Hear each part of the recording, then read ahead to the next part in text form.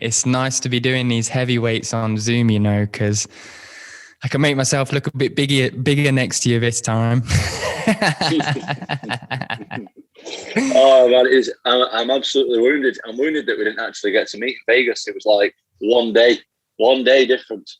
I know, man. It would have been awesome. I was trying to make you stay out a little bit longer, but obviously you got family duties, so fair enough.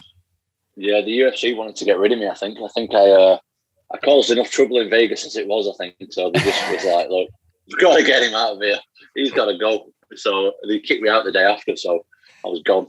Yeah, they did that with Dolby as well, and then I think him and his coach just got a hotel on the strip for a couple of days and just enjoyed themselves. So I was kind of hoping you'd do something similar, but didn't do it. Maybe next time, though. Yeah. Maybe next time. I don't know. I didn't really know what the situation was because it was like, obviously we're just stuck in the hotel, and I don't even know. It seemed pretty normal out there from what I could tell, but basically we were just going like the Apex and PI. We didn't want to like. We had a couple of drives up and down the strip, but we didn't want to like risk anything because I didn't want to not fight because I fucking went partying on the strip or something. For sure, that would be the worst. Jesus. But you can definitely do that after. Like Vegas is like, it seems to me like it's fully open except for when you go to the UFC. And I guess that's good because at least they're, you know, doing the right steps to ensure guys like you actually get to the fights, because Vegas is a alluring kind of city, isn't it? Just pulls you into the deep end if you want it to. Yeah, definitely. So where are you staying then? I'm staying like right near the PI. Actually, we've got like a real nice Airbnb. It's got a pool, we've got a hot tub, so it's pretty sweet, man. Oh man, it looks sick. It looks sick from like in the background. And that it looks good. Yeah, it is, man. It's really nice.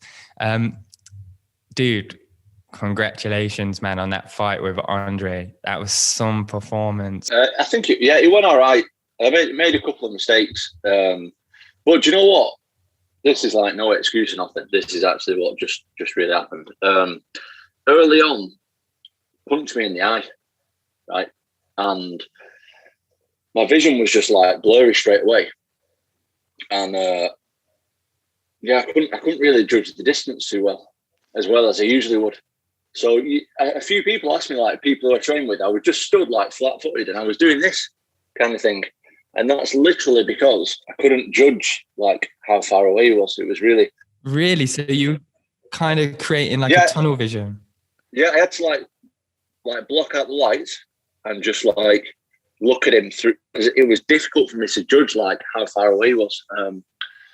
Like my eyes still look a little blurry, to be honest. I'm going to get it checked tomorrow. I don't think it's anything. I think he's like scratched my eyeball or something. But it's just like, do you know when you try someone else's glasses on? That it was like that in one eye, and it was like just blurry, and it was throwing me off a little bit. Like I didn't. So that's what a couple of the shots that he hit me with. I don't think, like if I had two eyes, he definitely wouldn't have hit me with them. But he weren't. I was all right, obviously. But yeah, it was just a bit. I was just like, fucking hell, it's a bit mad. Was it the punch where I think you acknowledged it as well, and you were just like, good one? Yeah, I can't remember. He hit me a couple of times clean, and I'm not like being cocky, but I don't think like he's fast enough to land shots like that on me. Usually, do you know what I mean? I think I just literally couldn't. It's not that I couldn't see, because I could see fine, but I just couldn't really judge like the distance, which is it's a big thing for someone like with my style, because my style is very much based on like distance control and stuff like that. So yeah, it did throw me off, but again, another experience, which is good. You still managed it well, like in certain situations. I remember like he came at you kind of brawling at you at one point, and you were just getting out of the way, like the perfect distance, really. So you're still I've seen a few people commented like, oh, he needs to like put his chin down. I'm like, well, he's not fucking hit me with any of them. Yeah. So yeah. Like, what difference does it make if my chin's up or down? He's miles away. He's miles away with all the punches. So What a difference you make. Oh man, how are you enjoying fighting how did you enjoy fighting in Vegas for the first time? Obviously, we know you didn't get the full Vegas experience, but you still went to the Apex. And did you go to the PI? Like, how was the whole experience? Yeah, I went to the PI. Do you know what, man? It actually surprised me because I really enjoyed it. I've not much experience with. I've never been to America before. That was the first time I've been. And really? yeah, that was the first. And I've not got much. I've not been around Americans too much, to be honest, until like a couple of weeks ago. And I was wondering. They seem pretty like annoying when you see them. Like, but you know what? Lovely people in general. I thought it was brilliant. I really enjoyed the whole experience. The only thing is for me is it's just far, isn't it? It's really far. It is. But that's the only thing that I didn't. That's the only thing I didn't enjoy, and like the time difference. Like I said to her missus before, fucking hell, I've had a tougher time fighting jet lag than I did Arlovski. I'm fucking knackered. I'm still trying to. No, to be honest, today's the first day. I think I've been on for 4 or 5 days, and today's the first day I've started feeling normal. But it really does take it out of you, like the jet lag and the whole travel thing. It's just far, isn't it? America, especially the west coast of America, it's far for us. It is, man. I can't actually remember how far it is on a direct flight. Is it like 10 hours? It took me 25. What? Yeah, man. They had us going all over the place. Fair enough, man. That's ridiculous. That's ridiculous. I asked for a direct flight. I asked for one. Unfortunately, I didn't get one. So I went from Manchester to Paris, and then I went Paris to LA, which is weird because like you literally fly over the top of Vegas. Yeah. Weird. So that was like I think that was like from Paris to LA was like 12 hours, and then we got like we had a layover and stuff. I think we got like a 4 or 5 hour layover, and then it was like something like another hour and 15 to Vegas. So yeah, it was a long journey, man. Same going back. It was just so long. Jeez, bro. I didn't realize it took longer than a day. That's a bit depressing to hear, man. Yeah, that's just the COVID times, isn't it? I was like, look, can we get a direct flight? And there was like, honestly, there's not any direct flights. We've got to like send you like this. So I was like, fair enough, whatever. Yeah. One thing that I noticed you were champion for after the fight was the bonus. Did you get that? Oh, I got the bonus, bro. Yeah, right, I got the bonus. Good man. Oh, that's the best, honestly. Like, if you put like beating Arlovski there, getting the bonus is like edge. I absolutely love getting a bonus. It's my favorite thing ever. Would you ever have the balls to toss it on black? What do you mean? Like on the roulette? Oh no, not a chance. No, man. I won't even spend it. I'll just stay in my account just in case. Well, I don't know. I'm not really a big spender, to be honest. I don't buy shit. I'm not. You know, I'm not really. I'm not one of them people who's like interested in material stuff. I'm literally not interested. I'm not bothered. I've got a car. I've got a house. Like, I'm sweet. That's good, man. And obviously you got family as well, and supporting the family costs money as well, right? Exactly. Well, it's more for them. You know what I mean? It's security for everybody. It means that I can keep doing this. They're supported. I can get them what they want. Then I don't need anything. I'm a pretty simple guy. I go to the gym and back, and go to the pub and back when it's open, and that's it. Like I'm not the kind of person like who needs a load of designer stuff and a fast car and all. It just literally doesn't bother me. Are you like big on finances and like have you ever thought about investing? Does that type of stuff interest you? Yeah, it does. It does, to be honest. I was saying the other day, like, this is my second bonus in 3 fights, so like I've earned a good bit of money like in the last year. And you always think about like making money and shit. Yeah, I'm going to make this much and this, and I have, which is really nice. But then you don't really think what you're going to do with the money. So I always started investing, but I've not really looked into it enough at this point to know what I'm going to invest in. I will do at some point, and I've been getting well into just following the whole investing stuff, and it's actually really addictive and really, really fun, man. And if you are actually interested in investing, you should download like Trading 212, and they give you like 50 grand for free that you can kind of like practice with, and place bids here and there, and until you get the hang of it, and then maybe you can start doing your own investing. But it's pretty cool, man. And I think if I was a fighter and I was picking up these bonuses, I'd definitely be putting like 10% into like investing and doing that type of thing as well, because it's going to grow. I've heard a lot of people talking about like stock market and Bitcoin, and that's it. Yeah, a few people like Darren Tilley's into like watches and stuff, and they reckon that's a good investment. And I think maybe the way that I'll go is. Like I live in a rented house that I've lived in for like 5 years. I think it's like a 3-bedroom house just out of like the town centre where I live. So I think what I'm going to do is I'm going to buy this house, and then when I can afford then mortgage on another one, I'm then going to rent this one, and then I'll buy a big like house for years then, and then rent this one. I think that's what I'm going to do. But I don't know yet. I don't know. They're the best investments you can make, really, aren't they? Like property investments, but they're just the most expensive. So that's why I'll just toss a tenner on Tesla and cross my fingers. So one thing I wanted to speak to you about, Tom, I don't know how many times I may have said that, but was fear, right? Like the idea of like being scared, essentially. And during your post-fight interview, you mentioned that you were particularly scared for this event. I'm just wondering, can you walk me through like the emotions of your fight week? Because we all know that this sport is tough mentally, and it must be even harder because of the COVID times that we're in. I mean, how long have we got? Because I could talk about this all day. I don't know. Do you know the subject of fear and fighting? Yeah. I feel like it's like a very taboo subject amongst fighters. To be honest, it's not something that I speak about.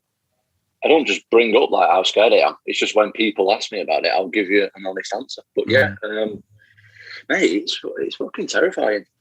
Like, it's just like you say, the COVID times are much more difficult for it, because like me personally, I am like a people person, I think. Like I like being around people, and I like, like if someone's a positive person, I feel like that rubs off a lot on me. Yeah. And I don't know about you. I don't know. But so when I'm sat on my own for a week, essentially in a room, like it's hard. And I've got a fight as well. I've got a fight at the end of the week against one of the scariest guys in my opinion in the UFC. Mm-hmm. Like it's weird because I'm a busy person. Like I've got 3 little kids. I train, I run classes. I have you know what I mean? I don't have that much time to think. And then when you take all that away, I've got to fight a guy in like a few days. Like there's nothing else to think about apart from, I don't know. It's weird because I hate it, but I couldn't fight without it, if that makes sense. No, that makes 100%. That makes sense. Like I hate it, but I'm better with it because me personally, I don't spar very well. Like I spar like shit a lot of the time. Like I've had my ass kicked in the gym, like hundreds of times. But when it comes to fights, I do a lot better than I do in training. And it's a lot of the time it's reversed. Like some people do like really well in training and shit in the fights, but I don't think I do. I think I do shit in training a lot of the time, not all the time, but a lot of the time, and well in my fights. And I think that is down to fear. So I don't actually have a problem with fear, but it is there, and I acknowledge that it's there, and I acknowledge that I'm scared, and I acknowledge that even though I'm scared, I'm going to go out there and I'm going to fucking do my best, and that's it. Definitely, man. It's a good skill to have, to be able to control that fear as well. What type of fear is it though? Is it like is it like a doubty fear? Is it like, I don't know, what can you kind of categorize what kind of fear it even is, or not really? So in my mind, it's really weird. It's like literally 1 minute I think there's no way that I can lose, and then 2 minutes later there's no way that I can win. It's really weird. Yeah. But yeah, when it, in my mind, everything's like good. Like I've completely made peace with everything. But it's almost like the fear's like deep rooted in your body. It's really weird. I don't know. Maybe it's just your body getting ready for what you're actually about to do. I don't know. It's really weird. It's like your body's not working like it usually would. I don't know. It's really like your body feels different than it would on a normal day. It's really hard to say. That's just, I don't know what other people are like, because like I say, bit of a taboo subject. Fighters don't like to talk about it, but I feel like I know when I'm going to fight because my body is like feels different than it does usually. Yeah, it's like fighter psyche to me is just so interesting, because like you say, man, it's kind of taboo. Nobody wants to talk about it, but every fighter that stands in that octagon is human, and they will have relatable emotions. So I just think it's so interesting to hear people actually be honest about that. You know what I mean? Yeah. But outside of fighting, Tom, what scares you the most? Oh man. Don't say me. No. No, do you know what?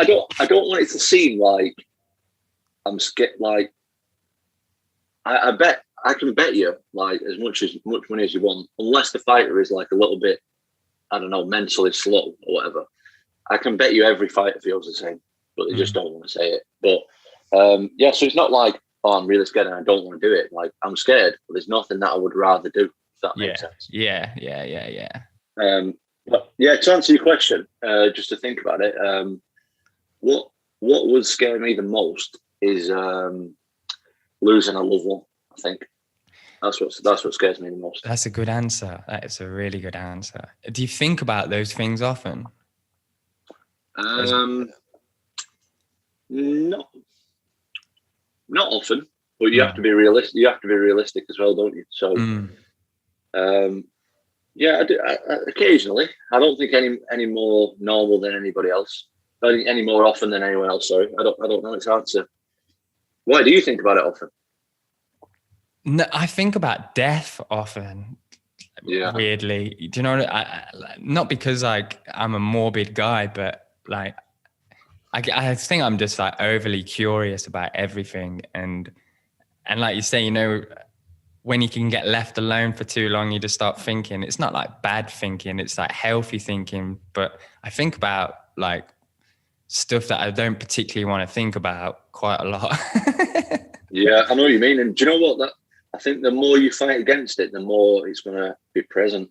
Like 100%. that's another thing about the fear and stuff. Like I am more than happy to tell anybody how scared I am, because like I can deal with it better like that. Yeah. I don't know. You can't push it away. It's going to be there every time. That's it. I did a lot of time, like when I was younger and that. Like when we fights, I'd try and act like I wasn't scared, and then I wouldn't do as good. Now I can openly admit to anyone who's listening, which now it's like my interviews and that, they're getting more and more views because I'm getting more and more popular. And like I can openly admit to anybody that I'm scared to fight, but I'm going to go in there and I'm going to fucking beat the guy. Doesn't matter how scared I am. Like that's, and I think that relates to a lot of other stuff. Is like you have to admit to yourself like how you feel. You can't fight against it because it's going to keep coming back. In my experience, anyway.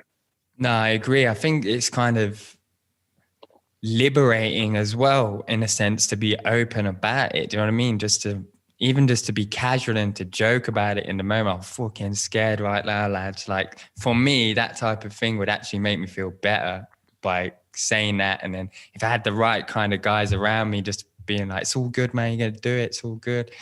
Like I'd feel so much better just being like that. So I find it really relatable how you are like that, for sure. I appreciate it. And I think anybody who doesn't find it relatable, in my opinion, is doesn't know anything about fighting. Yeah. That's my opinion, because I've heard a few people say like, you know, like I say, every fighter thinks like this. Just every fighter is not like open to admitting it. You know what I mean? And I've heard people say, "Oh, you shouldn't do it if you're that scared." And it's like, well, I am like making a lot of money, and I'm in the top 15 in the world, so I think it works. I think it works for me. You know what I mean? I don't agree with that statement, man. Like, because being scared is like, depending on the situation, it's a healthy emotion. Like, it's a healthy emotion.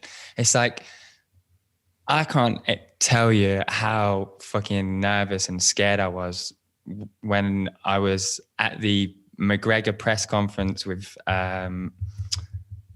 Poirier, right? And I asked McGregor a question, but dude, I nearly didn't ask him a question because the build-up and the wait was just so intense, and I knew that like the whole world's probably going to be watching this press conference. But like that fear and that scared element that it brings, like it's a test. It's like a testing platform almost. And I just think if you embrace it and you just go, that's all you can do, and good things seem to happen. And I think it also enforces into you as well that this is something that you love and you want to do well at, and that's why you're scared as well. If like, you know what I mean? Like if you didn't care about how the result went, and you didn't care particularly about the fight, maybe you wouldn't be that scared. But because you do care so much, I think that is just an added incentive to the whole mixture of emotions. Do you know what I mean? I couldn't agree with you more. I think something that you just touched on there is like embrace the emotion, because I know me personally, like I wouldn't be doing this sport if I wasn't scared, because it wouldn't be exciting. It wouldn't be exciting for me. Like I'd just go and do a normal job. You know what I mean? I used to be a PT. Like PT and someone doesn't scare me, but I didn't want to do it for the rest of my life. Does it not? Does nothing about PT scare, like the idea of getting on with somebody that you've never met before straight away? Does that? You know what? I generally get on with people. Yeah. I don't really. No, I don't. For me personally, no, that doesn't really. But I don't know. I think I have a pretty adaptable personality. I click with most people. You know what I mean? There's not many people that I like. That I meet and that I don't like or get on with. I was asking you last time we spoke. You were kind of, well, we were having like conversations about what's going through your head like during the walkout. Do you know what I mean? And last time you told me that when the officials were checking your gloves, I think you just wanted to turn around and go home. Like, what am I doing this for? Did you get any moments like that during your recent fight with Arlovski? Yeah, I get that every time. If I'm not getting that, like I say, this is what keeps me going though. These mental battles, they keep me like, they make me want to do it more. As weird as that sounds, I don't know. Makes you feel alive. Yeah, man, that exactly. It makes me feel alive. Like there is no feeling like it. Yeah, I actually thought about that because we spoke about last time when they checked the gloves. But I just had a little laugh about it. To be honest, this time I just wanted to get in there with him, man. I just thought, bro, I just want to fight him so bad. Like I wanted to fight him for so long, and then I was just like, I just want to fight you so bad. I was just smiling the whole way. I just enjoyed it so much. Yeah, it looked like you did as well, man. Was it surreal that you were punching Andre Arlovski? Because I know that he was one of your like MMA heroes. I do believe when you were growing up. Yeah, it definitely was. It wasn't that surreal. When the fight starts, you know, it's just another guy. You know what I mean? It's just, it doesn't really matter. But did have a few more ones, especially like at the weigh-ins more. Because when you're at the weigh-ins, you're not like in the same mind frame as you would be. Because when I'm fighting, I'm pretty cold. You know what I mean? I try and be as happy as I can and enjoy it as much as I can, but I'm trying to be like cold emotionally. But when I'm at the weigh-ins, I'm still like I am right now. So at the weigh-ins, I was a bit like, fuck it, now I'm fighting Arlovski. Like I've never seen him or met him before. So I was like, fuck it, now I'm gonna fight Arlovski tomorrow. Jesus. Weren't you at one of his fights? I was at his fight. This was I told this story like shitloads in the media and that, but yeah, I think. So what it was years ago, I'll just tell you anyway, just in case. Yeah. Go on. Yeah. By the way, I didn't actually know if we were going to be doing an interview or not. I wasn't sure if you just wanted to catch up. By the way. Oh, bless you, man. Yeah. I thought you were just catching up. Sorry, Tom. We can catch. Man. Oh, we catch up over WhatsApp anyway. We're all good. Yeah. I'm going to come down anyway to Liverpool, man, and we'll catch up properly. Mate, anytime. I want Tom Aspinall Sunday roast, man. Might have to buy that in because I ain't making it. But no, yeah. Sorry. So yeah, Arlovski, the first time I ever saw him, I don't know what the right thing is. So I don't know. But anyway, yeah, the first time ever witnessed Arlovski was years ago. So my dad's a jiu-jitsu coach. He's been a jiu-jitsu coach forever, basically.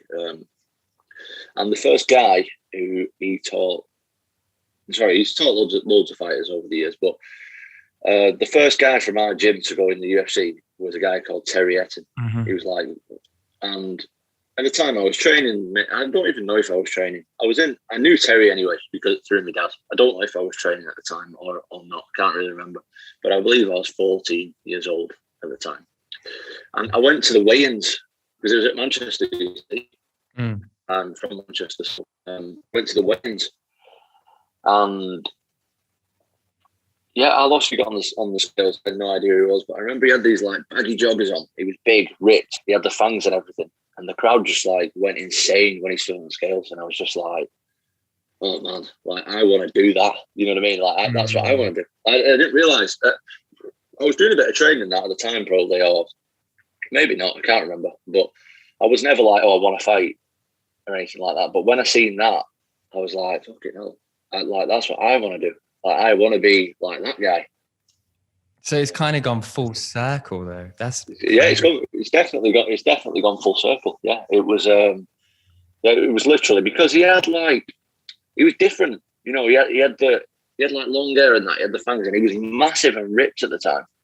And just the crowd when he was on the scales just went absolutely insane. And I just thought, that's what I want to do. Like I want to do that. I want to do that as well, man. But I can't do that.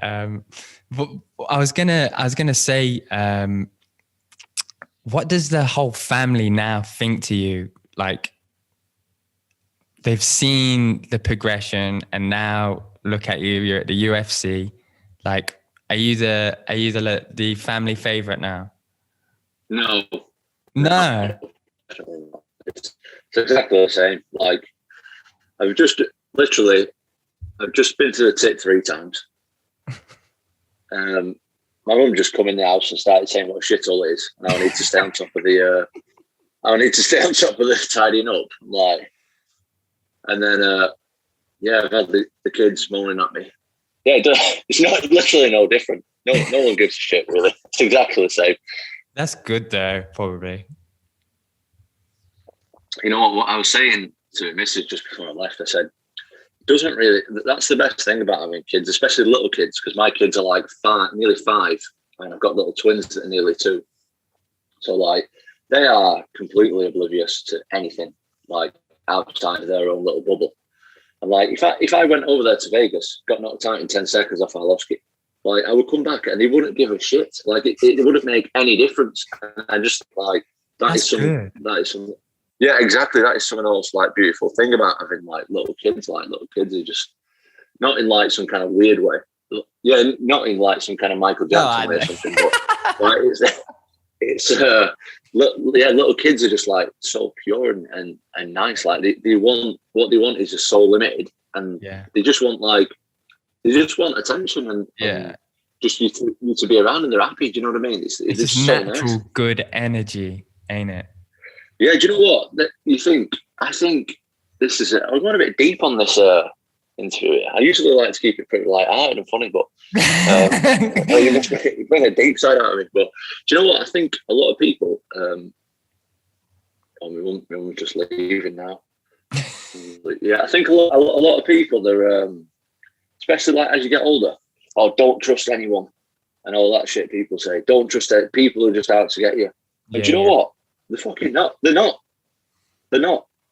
Like, there's a lot of good people out there, and we should like celebrate the good in people rather than the bad. Obviously, there's a lot of shit out there as well. But like little kids, this is something that I've learned for myself from having kids. Like, people are so pure. Like, that people are naturally happy and kind.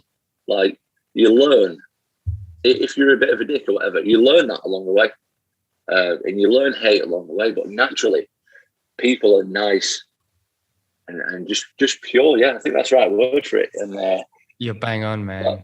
I think a lot, these days, don't trust anyone, too many rats around, blah blah blah. No, just fucking people are nice. Like, somehow, like I consider where I'm from like quite it's not a nice place per se, but there's nice people here. You know what I mean? Like, and like if you look, you'll find it. Like, don't be so negative about the way people are. You know what I mean? Don't get me wrong. People will screw you over. People will, do you wrong and all that along the way. But not everyone's like that. Yeah, I agree. I think it's good not to be like pessimistic like that, and kind of like, I see everybody a little bit like that, and sometimes it's been my downfall occasionally. But I'd rather still be optimistic about people and try and see the good in people rather than the bad in people, more so than often. Definitely. You know, one of my pet hates is like when people say to someone, "Oh, you're too nice," and it's like, well, what do you mean too? Like, how can you be too nice to somebody? I remember my mate got dumped for being too nice. Oh my God. So, I guess being too nice can sometimes have its downfalls. I agree. I guess so. I really agree. Though. I guess so, but I think, I don't know. I think there's a lot of negativity flying around, especially these days with this COVID shit. And it's just like, I stopped. I used to be like pretty into conspiracies and that, right? I went through like a phase. I was like, oh shit, I'm well into conspiracies. And to be honest, all this COVID stuff, it's just put me off. Like, I don't look into it anymore because it's like, look, if you look into conspiracies, and I'm not being like anti-conspiracy or anything, but before you know it, you fucking hate everyone and everything because everyone's against you. Mm-hmm. And I just think, oh man, like, it gets negative when you start looking into that shit. Don't get me wrong.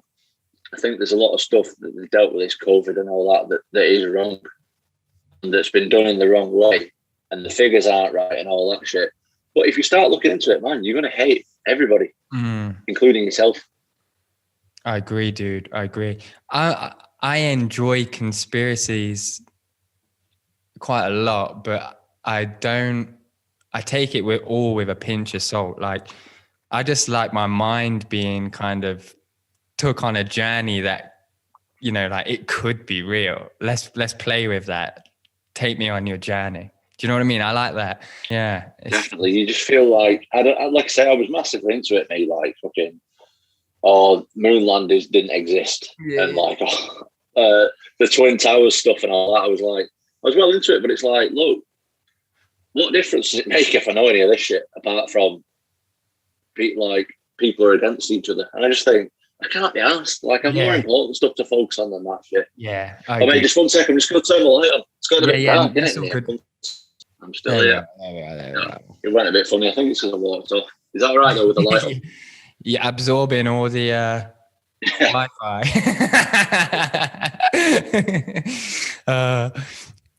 That's all good though now. So yeah, conspiracies, man. What's your favorite conspiracy? Like, not one that you necessarily like, I believe this conspiracy the most, but what's the most interesting, whether it could be right or wrong? My favourite one is probably the moon landings, like that they didn't exist. Because there's a lot of information each way. Like, there is. When you start actually looking into it, it's like, if you spend like an hour on that they didn't exist, you're convinced, like, shit, yeah, no one has actually been to the moon. You know, the biggest factor on that gets me, it's like, why has no one been back? That's the like biggest thing for me. See, I think it's mainly like to do with like money that we've not been back. Like, why would we go back? Like, I understand why we went in the first place, and it was like a race, wasn't it? And it got turned into like a national kind of political thing. So it was just a race who can get to the moon first. But it cost a bomb to go to the moon. And if you're just going to fly around the thing and take pictures, why go to the moon? I don't know why you would go to the moon. Like, going to Mars seems like a better idea, in my opinion. But do you know what the biggest thing with the moon landing thing was for me? Was how elements of it. I actually believe that they did land on the moon, to be completely honest. And if they didn't land on the moon, humans have landed on the moon since then. But the thing that got me was the crosshairs on the photos that they took. Did you ever see that? Yeah, I've seen loads of stuff. Yeah, one of my best mates is like mad into the moon and that, so he's always sending me loads of shit. I've seen a lot of it. Yeah, I've seen loads of it. Oh God. So let's slide a little bit back into some of the fight talk for a few seconds, and then I want to ask you some of these no context questions, which could get a little bit fun. But to start with, man, I just want to know, what's the plan for 2021? Line me up your dream matchups for the rest of the year. Do you know what? I'd love to fight a couple more legends. That's what I'd love to do. Because I think I've got like the rest of my career to fight around the title level, to be honest. And for now, I would like to, because I feel like fighting them legends, you learn so much, man. Like, the veterans and stuff. Like, I learned more in the Arlovski fight than I've learned in the last 5. Easy. Really? And yeah, man. Because I just, you know what? I felt good in there. I felt so good in there. And yeah, there's just a lot for me. I don't know if it was Arlovski or just the nature of that fight, but that answered a lot of questions for me personally. So yeah, I'd like to fight. And do you know something else? I'm not bothered what anyone says. It's fucking cool fighting someone who you've watched for like 10 years on the TV. Oh, of course. Like, it's fucking awesome. Mate, it's cool watching it. Do you know what else is nice? What else is nice as well is when someone's like, "Oh, who are you fighting?" And then you can say, and everyone knows them. Do you know what I mean? That's fucking good as well. Yeah. You don't have to say like, "Oh yeah, he's won his last 5" or whatever. Or anything. As soon as I said Arlovski, everyone's like, "Fucking hell, fighting Arlovski, buzzing." Like, I want to do that again. I'd like to. What about JDS? Oh mate, I'd love to fight JDS. What a guy! I'd love to fight him. I'd love to fight Ben Rothwell. I'd love to fight. Yeah, man. Anyone like that who's been fighting like forever, like take me my way, please. I want to fight them. Yeah, you know, people like that. That'd be so good, man. That would be awesome, man. Like, okay, so I know you don't want to kind of jump right in there in the deep end of the division just yet. So I'll try and approach the question a little bit different. So out of John Jones, Francis Ngannou, Derek Lewis, let's leave it at them 3. Who's the easiest fight for you at the moment out of those 3? Oh man, none of them. No. I don't fucking know. They're all tough fights, aren't they? They're all really tough fights. That's what I mean. I'd love to fight. I'd love to get like more experience against experienced guys before I get there, because then I've got like something to, you know, I've got that. You know, so in my mind, I'm always like, right, I can beat these guys, no problem. But you never actually know if you can beat them until you get in there with them. It was the same with Arlovski. Like, from the outside, I'm like, I fucking school him. But then you don't actually know until you get in there and school him. And with Arlovski as well, he's been beating like shitloads of prospects. Yeah, I know. He's won something like the last 8 out of his last 10 fights, and then like his last 3 or 4 have been against prospects who were like in the similar position that I was in before I fought him. So a lot of people forget that.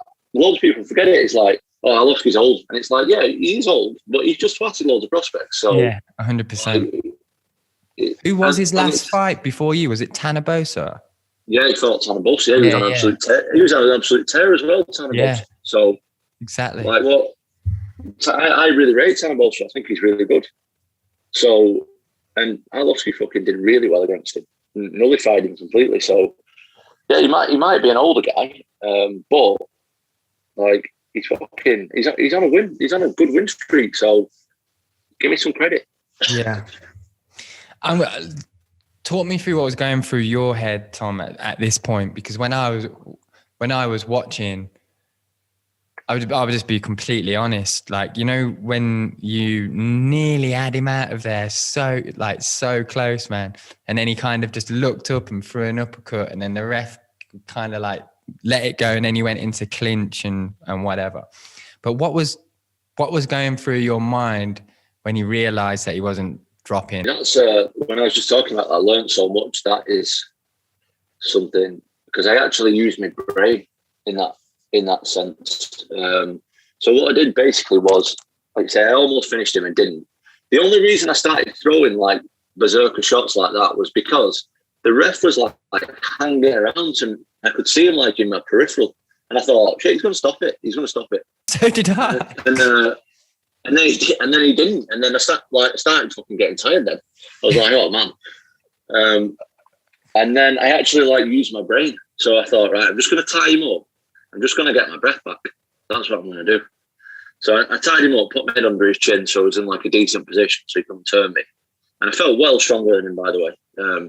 And then I just started doing my breathing exercises that I do and getting my breath back. And then I was fine then. I was fine. I was absolutely fine. You're doing your breathing like mid-clinch? Yeah. Oh, I love that, Tom. That's cool as hell.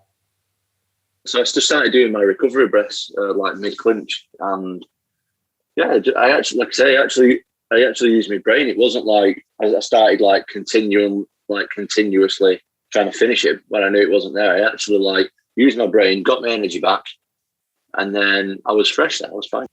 When you're doing your breathing exercise, is it obvious that you're doing your breathing exercise? Yeah, probably is. Yeah, but I knew he was in a spot where he couldn't really move me. Yeah. To be honest, I had like a decent underhook on him, and I had my head right under his chin. Like I'm a strong geezer. Like he's not. I could have stayed there fucking all day and he wouldn't move. Yeah, for sure, man.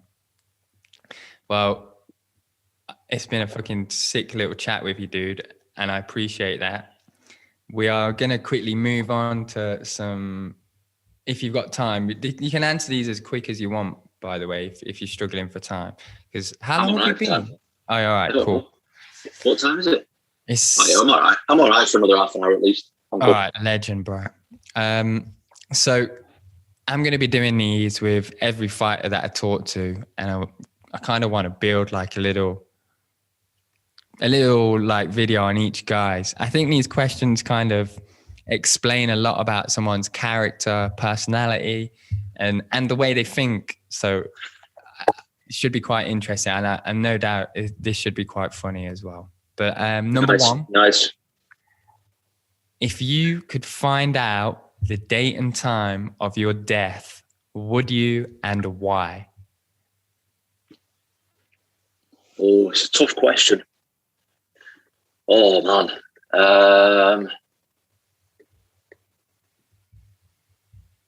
Fucking hell. I don't know. See, I like to try. I like to try and live like I'm going to die anyway. I know that sounds pretty morbid. No. But next week, I'm getting a tattoo on this arm. I'm getting this arm. This is all going to be gone. I've got the top bit done. Getting the bottom. Love it. Basically, what I'm getting on this arm is, and it sounds really morbid. I'm basically getting stuff that reminds me that I'm going to die. And I know that sounds morbid, but I think in the Western world that we live in, we forget almost that we're going to die sometimes. And we are going to die and we don't know when we're going to die. So me, I'm like, used to be quite like a big warrior. And sometimes not so much a worrier, more of like an overthinker. Mm-hmm. And I used to think like, shit, what if I died and I spent all day worrying about whatever bollocks I was worrying about? Like I was worrying about some shit all day. Like, I don't know, I've popped my fucking car tire, for example, and I spend all day stressing about how I'm going to get this new car tire. Yeah. And then that night I die, like unexpectedly die. And then I just think, oh man, I've just wasted my final day thinking about a fucking car tire. Do you know what I mean? I do. It's a perspective thing, ain't it? Yeah. So obviously I've not mastered that, because I still have moments where I do overthink and stress out about stupid stuff and all that. And I don't think I'll ever master it. Yeah. But I want a little reminder, and I don't want a big reminder. I don't want to fucking get a terminal illness or anything like that. Big reminder. I just want a little tattoo that I can just look and think, yeah, I remember. You know what? It's funny you say that, dude, because my cousin, every time I went into his flat, he had a piece of artwork like above, like on the wall above the TV. And it just says, remember, you're going to die. That's all. It just says that. Like some graffiti, so as if somebody graffitied it on like the side of a bridge. And I used to like come in there and I'd just read that and I'd be like, oh yeah, shit. I might actually, I'm actually going to Google this, because in my house, I've got a lot of stuff that like reminds me of, look at this here. Hold on. This. Sick. It's a ram skull. It's a ram skull. It's a deer skull. My mate got it for me.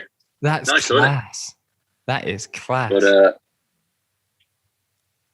yeah, that's just little reminders like that. I know that it doesn't really go to what we're talking about, but yeah, I like to have little stuff, because we forget.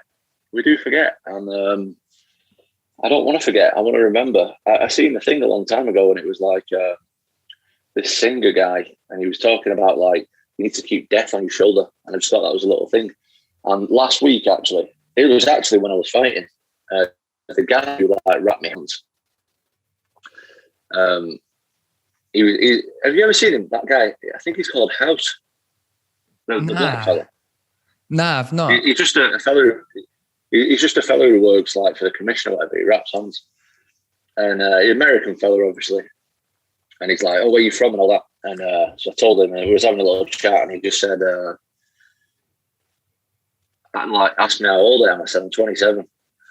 And he said, "Oh man, what a good time! Look at all this life you got in front of you and all that stuff." And I was like, "Yeah." And he said, "Do you know when you hear like older people talking about the good old days and stuff like that?" And I was like, "Yeah." And he said, "Well, your good old days are right now, so you need to like enjoy them."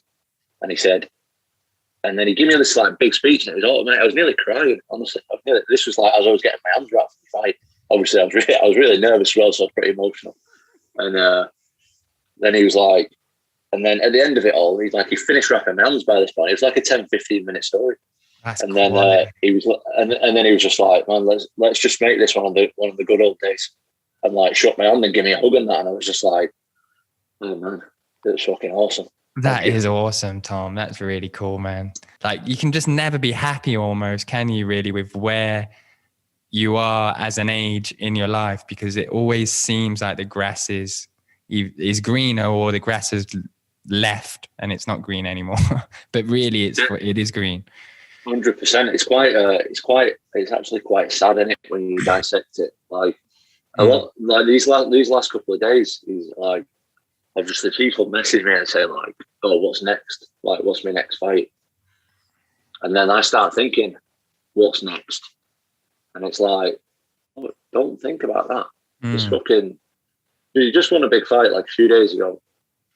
Just enjoy this. When the next fight comes, we'll take that. You're not there yet. Like anything can happen before then. Let's just enjoy it. Let's enjoy this day and enjoy tomorrow, and that's it. Let's not think about the rest of the stuff. That's it, man. Like literally, this has only just clicked as I'm speaking to you. because Cool. it's just tough because like when you fight, it's like, oh, you got a big fight and stuff, and then you have that, and then it's like literally the question you get asked on the interview is, what's next? It's like, I just fought, bro. I just fucking, in my case, I've just beat a guy I just wanted to fight for 15 years. I don't really want to, like, I just want to enjoy this. So yeah, I'm going to stop doing that. I'm going to stop doing it. I'm just going to let it come rather than thinking about it. It's a great mindset, man. So ultimately your answer is no. I think no. I think ultimately I'd want to, I think so. I don't know. It's such a tempting question, but I think like the thing is though, Tom, if I gave you the time and the date of your death, it's going to make you live out the rest of your life completely different. Yeah. Do you know what I mean? Like if I told you, oh, sadly, mate, you've got 2 years, you're probably not even going to fight anymore, are you? I don't know. I'll probably still fight. I like the fighting stuff. Yeah, I do maybe. like that. Fair enough. But it can definitely warp your perspective on where you want to go in life, knowing that, I think. Definitely. But I think, it's been a nice little refreshing reminder that I need to keep doing that shit, because it's like stuff, it runs, like, sometimes stuff gets on top of you, but like, especially me, I've got like 3 little kids, and it's difficult sometimes to focus on that stuff. I get stressed out. Do you know what I mean? Yeah. But I want to keep on it. Yeah. All right. Number 2. What emotion do you feel the most, Tom? Oh, just one emotion. Oh, man. These are tough questions. These are probably the toughest 2 questions I've ever been asked. Probably. I don't know. Probably pride, I think. Pride. That's a cool answer, man. I like that. Is that an emotion? That's an emotion. Yeah, absolutely. It can be an emotion. Yeah. Yeah. A sense of pride. I think that. Yeah, I think I'm a proud guy. I've got a lot of good stuff going for me, and I'm proud of what I'm doing. Not for myself, more of like, I've got a lot of good stuff like going on in my life, and I'm proud to have it going on. It's not like I'm bigging myself up. I'm really proud of it. It's not myself. It's not myself that I'm proud of. It's the situation that I'm in. I'm very 100%, mate. I'm very proud of the people around me and what I've got. I'm really lucky. That's good, man. And I bet there's a lot of people that take these things for granted as well. So it's cool to see that you don't take what you have for granted, man. Question number 3. What hobby have you always wanted to develop outside of fighting? I don't know. I'm not really into stuff, me, you know. Like I'm not really into stuff, me. I'm not. You know, I'd like to be able to tattoo. Yeah, that's cool. I can't draw though. I can't draw, but I would like to be able to. You know, I like the thought. You're tracing anyway, mate. You're tracing. Yeah, that's true. I like the thought of like doing something that's there forever. I like that. Yeah, me too. Maybe I'll let you tattoo me one day for full Reptile, because it would go unnoticed with my collection. Yeah, me too. I can afford a few shit ones. I've got loads of shit ones. I can afford one more. Shit ones. Same, mate. Yeah, so I'd probably like to do that. Yeah, I love tattoos. So I'd like to tattoo someone. I think I'd like to get into that. That's a cool answer. It's definitely a good answer. Number 4, do you remember your first date? Oh no! Do you know what? I'm an open guy. Like, I don't hold nothing back me, so it doesn't matter. If you ask me a question, it doesn't matter who asks me the question. I get an honest answer. It doesn't matter. So when I was seeing my first girlfriend, I was dead young. I was probably like 13, 14 or something. So it wasn't like, we wouldn't go like on dates, like we wouldn't go somewhere. We just like go on like to the park or something, like go for a walk or whatever. Behind the sheds.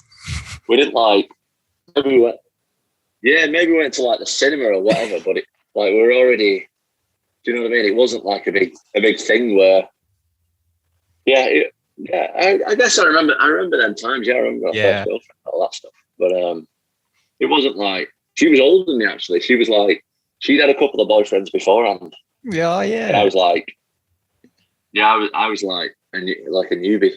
It was good. She actually messaged me recently, just saying like congratulations on the fight, all that stuff. So that's fast. Did she go to a different school? No, we went to the same school, but she was a year above. But in that time, like now when you're an adult, year above, it's like it doesn't mean anything. Yeah. But at that time, it was like, fucking hell, you can't be with someone who's like young, especially for a girl to be like with a younger lad. You can't be with someone who's like in year 8 and you're in year 9. Man, that's quality. So, yeah. That's how you do it. I was pimping. Yeah, I was pimping it up. Number 5. Did you have a nickname at school whilst growing up? And if so, what was it and why? Yeah, I did actually.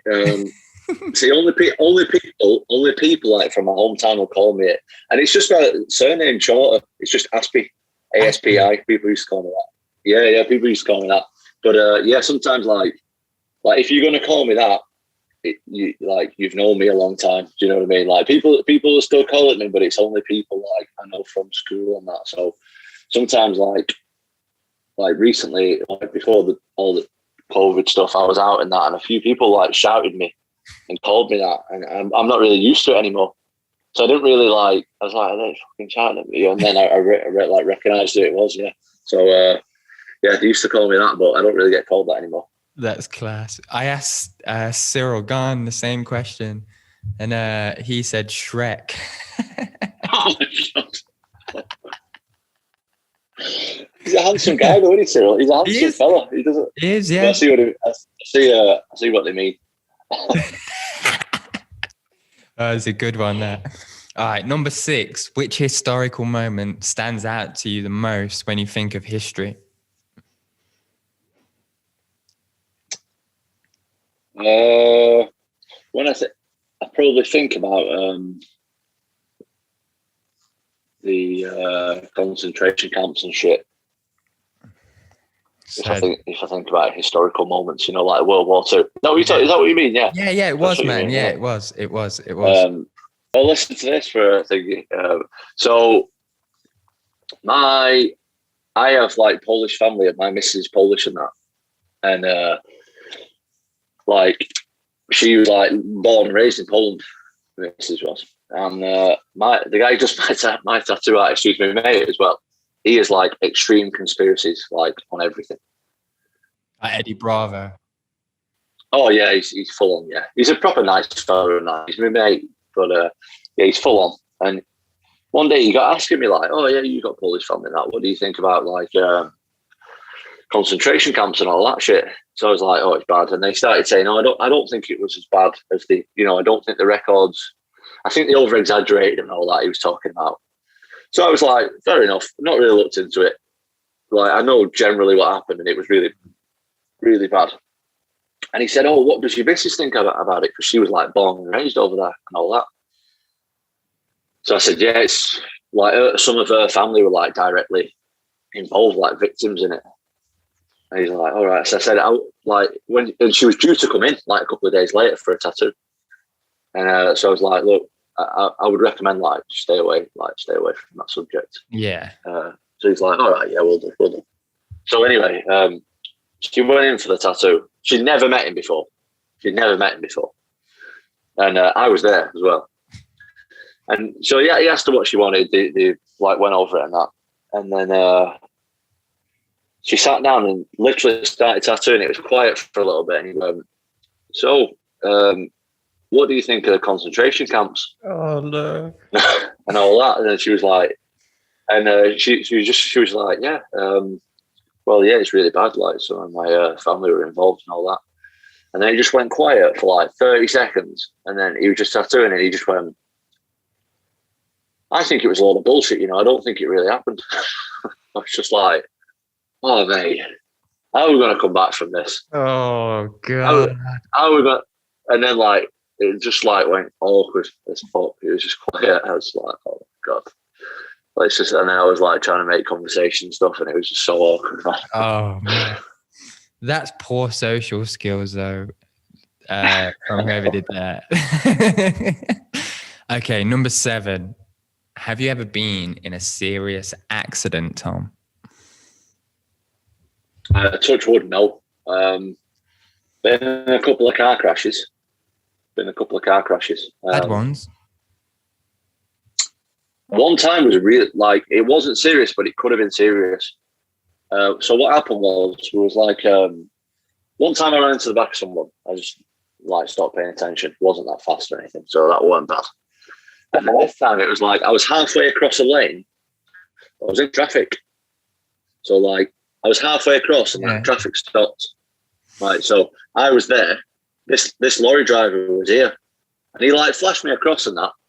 And then he was on his phone and was sat there for like a while, about 10 minutes, because the traffic wasn't moving. And then like he must have just forgot I was there. And like, you know, when you just lift your clutch off and roll, because he's a lot higher than I was. He must have forgot like I was lower, and like he like mounted me bonnet. Like it was snail's pace, you know what I mean? It wasn't fast. Like he mounted me bonnet though. And then like I was trying to get out the car and I couldn't. And then do you know like the back bit of the lorry? I don't know what you call that. The front bit's the cabin, innit? What's the back bit? Yeah. I know what you're on about though. You know the fucking massive bit. Yeah. Like I was trying to get out and couldn't get out. And the back bit's just like, and like, oh my God. It didn't fall. Luckily. Like, and I don't think it weren't even close to falling, but it was swaying like fucking. I was just like, oh my God. Number 9. No. When are you the most happiest, Tom? I'm a very lucky and grateful guy to have the life that I live, because my day-to-day life, it makes me very happy. And something that I've realized recently, this is not obviously ultimate happiness, but you know, the weather, it has an effect on how you, and I never thought it affected me that much. But like, since I come back, it was shit for a couple of days. And like today and yesterday was pretty sunny. I was like, fucking hell. Like I was always like, why are people moving away? Like for the weather, just the weather. And now I've been in Vegas and that, and I'm like, oh, it makes a big difference. That's really that's just like a side note. But yeah, I think me doing my day to day, being in a routine, and making little improvements every day, and seeing people I love, and looking after my family, and doing martial arts, and spending time with friends, and hopefully being nice to people and making other people feel good. That is when I feel happy. That's great. I think just you know what, just like mundane stuff, but like my regular life, I'm just fucking happy, man. I just couldn't be happier. Like I say, I would like to live somewhere possibly where the weather's a little bit better, but that's not a fucking big deal. Nah. Yeah, generally day to day, and I think I said this in the last time we spoke. I feel like extremely lucky to be able to say that, because not a lot of people are very happy, and I am. Especially so I'm fucking grateful for it. Yeah, good man. I'm happy for you for that. That's great. Last question, mate, and I'll leave you to it. If you find out that I've been arrested and sent to jail after this interview, what would you think it would be for? Oh, would you be on the register? Don't tell me you're on the register. No, definitely. No, it would have to be. You'd be caught with some class A's, wouldn't you, or something like that? You'd definitely be caught with some class A's. Some class C's, not some. Maybe some class A's. Yeah, so some kind of narcotics you'd be caught with. I don't know. They're a bit mad in America, aren't they?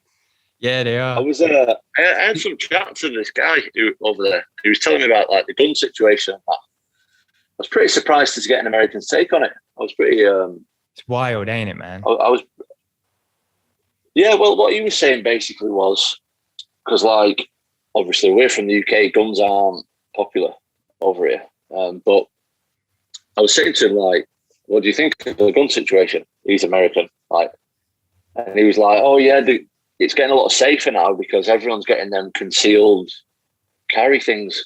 Like, more people are getting guns since the COVID thing and the whole Biden thing. Like, a lot of people are conflicted. So everyone's getting them. What's it called? The concealed carry permit, where you got to like show that you've got it, like in your waist bag or yeah. And he said, oh yeah, everyone's getting a lot safer because everyone's getting it. I'm like, well, what do you mean it's getting safer? And he said, well, basically, most people have got guns, and you can see that they've got a gun, and like that puts off other people from then doing something bad because everyone's. And I was like, fucking hell, it's a mad way to look at it. I guess it made sense, but I never really thought about it that way. Yeah, I think it's a mad way to look at it, man. It's just everyone's safer without guns, not with more guns, in my opinion. It's like saying everyone's safer with HIV. Do you know what I mean? Than just letting a couple of people have it. In my head, it's just like, wow, fair enough. It's just a cultural difference, ain't it? Mainly, but I just don't think anybody, and unless you're in an army, I just don't think anybody needs a gun. It's just that simple. Like, no one. I agree. I know, like, I don't know if I'll end up moving to America or not eventually. Who knows? But I wouldn't feel comfortable, mate, walking down the street with a gun. Yeah. But then, do you feel like you need one then because everyone else has got one? I think it's too easy to kill somebody. Yeah, it's too easy to kill someone with your hand. Definitely. There's a few times, like, you can easily get in an argument with someone and start punching each other. Like, that's happened to me a few times.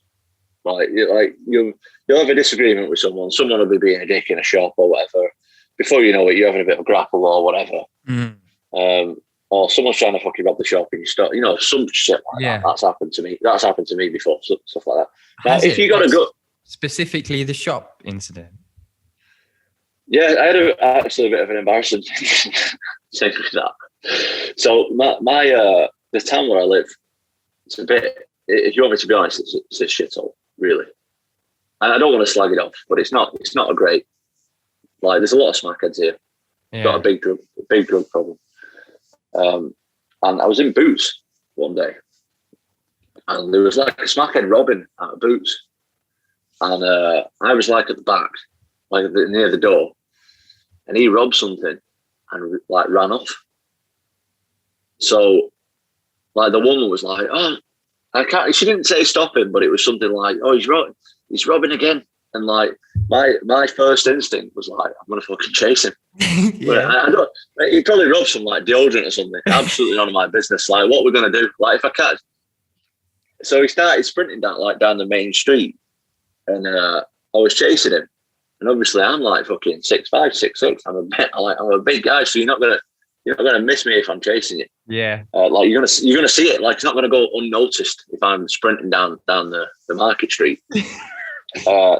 Like Jurassic Park, like the cups, everyone's cups like shaking. So anyway, I chased him, absolutely blasted it, and he fucking absolutely smoked me. I nowhere near caught him. Really? And then, like, my missus was still in the shop. Yeah, he absolutely smoked me.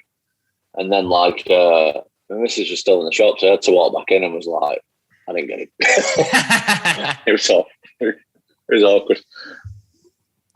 Oh, that's jokes, man. But yeah, I've had a few. Yeah, like I say, it's a bit of a sinister place where I'm from. It's like it's not bad. It's just got a lot of like deadbeats knocking around. Like dossers who they're just not doing anything apart from being on drugs and robbing and doing shit like that all day. But like I said before, there's a lot of good people here. It's not like just shit. But I do notice over the years it's getting worse and worse. I agree, mate. I agree. Well, dude, I'll end it there. I think we've been like about an hour and a half, so that's really good. Thanks so much for your time, my dude. Sweet, bro. Appreciate it. Anytime. And you need to get up. We'll do a tattoo day. Mate, 100%. That would be killer. I'd love to do that. That would be really cool. We've actually got a show that I've just remembered about called Fight Inc. And it's like me, Dan, Jamie, and whoever, the full Reptile lads, we'll go meet a fighter in a tattoo studio. We'll go get some tats, and then we just chat like we're doing now, but whilst getting tattooed. I think we should do that. After I'm done this arm, I'm going to do the neck, I think. So you need to come for the neck. Mate, I'd love to come for the neck. That'd be sick. Last time I spoke to you as well, we're never going to come off this convo, but fuck it. You were telling me about your hand, and I've got it done now. Got it. I got the full arm. Love it, bro. The arm and everything, so. Yeah, it looks quality, man. It's really good. Sweet, bro. Cool. Sweet. Thanks again, right, Tom. thanks, bro. You're the man, Thanks brother. a lot, bro. Appreciate your time. Thanks, bro. Speak to you soon. See you in a bit. Bye, mate.